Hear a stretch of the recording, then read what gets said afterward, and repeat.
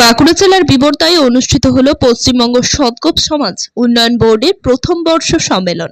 একটি বেসরকারি লজে আয়োজিত এই সম্মেলনে উপস্থিত ছিলেন সমাজের বিশিষ্ট ব্যক্তিবর্গ, সংগঠনের সদস্য এবং বিভিন্ন প্রান্ত থেকে আগত সদগোপ সম্প্রদায়ের মানুষজন। উদ্যোক্তারা জানান, সদগোপ সমাজ মূলত কৃষি নির্ভর, কিন্তু বর্তমান পরিস্থিতিতে কৃষিক্ষেত্রে আশানুরূপ সাফল্য না পাওয়ায় অনেক কৃষকই আর্থিক সংকটে ভুগছেন। ঋণ নিয়ে চাষাবাদ করেও বছরের শেষে সঞ্চয় বলতে তেমন কিছুই থাকে না। এই পরিস্থিতিতে সমাজের ঐক্য, উন্নয়ন এবং স্বনির্ভরতার লক্ষ্যে সংগঠিত হওয়ার প্রয়োজনীয়তার উপর জোর দেওয়া হয়।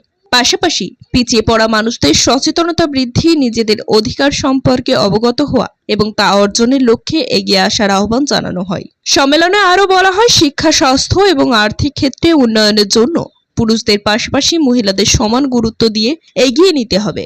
উল্লেখ্য, সদগোপ সম্প্রদায় ইতিমধ্যে রাজ্য সরকারের ওবিসি বি তালিকাভুক্ত ও পশ্চিমবঙ্গ উন্নয়ন পর্ষদ গঠন করা হয়েছে।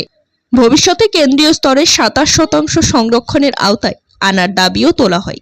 সংগঠনের পক্ষ থেকে জানানো হয়, সদগোপ সমাজের মানুষ একত্রিত হলে পারস্পরিক সহযোগিতার মাধ্যমে একটি শক্তিশালী ও স্বনির্ভর সমাজ গড়ে তোলা সম্ভব। আমাদের আজকে বিশেষত অনুষ্ঠান আমাদের বাঁকুড়া জেলা সদগোপ সমিতির পক্ষ থেকে এবং পশ্চিমবঙ্গ সদগোপ সমাজের নির্দেশে আমাদের তালডাংরা ব্লকে একটা সম্মেলন, যাতে সদগোপ সমাজের এই এলাকার সমস্ত মানুষকে ঐক্যবদ্ধ করা এবং আমাদের সমাজের সম্পর্কে তাদেরকে সচেতন করা। এখানে আজকে তালডাংরায় যে সম্মেলন চলছে সেটা আমাদের প্রথম সম্মেলন। আমাদের জেলা সম্মেলন, আমাদের তৃতীয় জেলা সম্মেলন হয়ে গেছে। আমাদের এটা এই তালডাংরায় প্রথম সম্মেলন।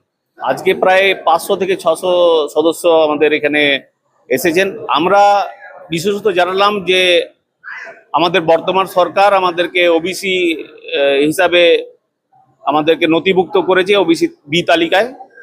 এই জন্য আমরা সকলেই খুশি এবং সর্বোপরি আমাদের যে পশ্চিমবঙ্গ উন্নয়ন পর্ষদ গঠন করা হয়েছে, সেই ঘোষণা হয়েছে, সেটা আমরা খুশি এবং আমরা সরকারকে অভিনন্দন জানাই। শুধুমাত্র এই ওবিসি বি নিয়ে বা এই বোর্ড নিয়ে সন্তুষ্ট নই। আমাদের মূল দাবি যে আমাদের যে কেন্দ্রীয় সরকারের 27% রিজার্ভেশন আছে ওবিসি নিয়ে, আমরা সেই তালিকায় অন্তর্ভুক্ত করতে চাই আমাদের সদগোপ সমাজকে। সর্বোপরি আমি এটা বলেছি যে একাধারে যেমন আইন জানতে হবে, আইন জানলে আর শিক্ষিত হলে আপনাকে কাউকে ভয় করতে হবে না, আত্মনির্ভর সমাজ গড়ে উঠবে। আমার নাম সজল বারিক, এই সদগোপ সমিতি ও কমিটির সভাপতি। আমরা মূলত এখানে সমবেত হয় সমাজ বিভাজনের মধ্যে দিয়ে যে সমাজের বিভিন্ন শাখার অবিকাশ আছে, তাদের বিকশিত করা, পিছিয়ে পড়া সমাজকে তুলে আনা এবং নিজেদেরও জাতি অনুযায়ী বিভিন্ন জায়গায় সংখ্যা অনুযায়ী তার ভাগ। আমরা মনে করি আমরা অর্থনৈতিক বা সামাজিক, সাংস্কৃতিক বা রাজনৈতিক ক্ষেত্রেও বঞ্চনার শিকার হচ্ছি। আমরা সমাজের নীতি নির্ধারণ কমিটি আমাদের যে সংখ্যার রেশিও, সেই অনুযায়ী এমএলএ, এমপি সমস্ত কিছু দাবি করছে। সেই স্তরে আন্দোলন হয়নি। এরপর স্বাধীনতা থেকে যত দূরে যাচ্ছে, সমাজ বিভাজনের রেখায় আপাততভাবে মনে হতে পারে যে বোধহয় বৈষম্য ঘটছে, তত বৈষম্য বাড়ছে। এই বৈষম্য নষ্ট করে দেওয়ার জন্যই আমরা এই আলোচনা করছি। সমস্ত সমাজকে নীতি নির্ধারণ কমিটি প্রতিনিধিত্ব দেওয়া হয়।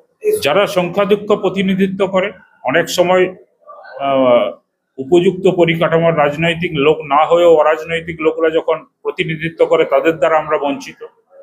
আমাদের তো দাবি আছে রাজনৈতিক পোস্টে আমাদেরকে তুলতে হবে না, আমাদের লোক আছে, আমাদের নামিয়ে দেওয়া হয়। অনেক উচ্চস্তরের লোক আছে, শিক্ষিত লোক আছে, আন্দোলন করা লোক আছে, তাদেরকে নামিয়ে দেওয়া হয়। নাম দ্বিজেন্দ্রলাল মণ্ডল, আমি বাঁকুড়া জেলা সেক্রেটারি।